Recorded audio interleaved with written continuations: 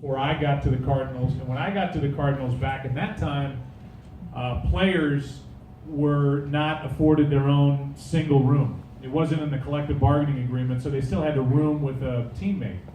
If they wanted to not room with a teammate, they had to pay extra money to buy a single room on the road.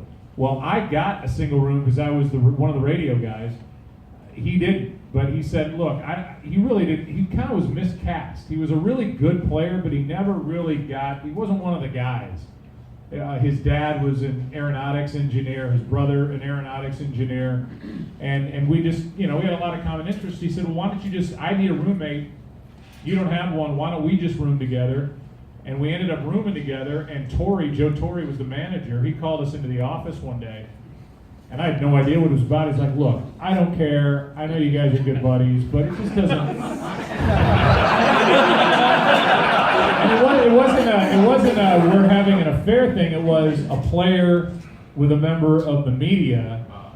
A lot of the other players didn't like it, and I didn't even think of it that way, but it made sense. And so it was like, yeah, obviously, it was embarrassing that we even, it was for Todd to save $300 a road trip, right. Basically is what it was.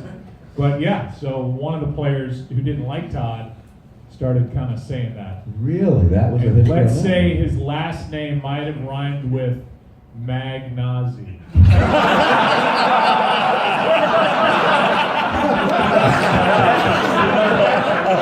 don't want to name names.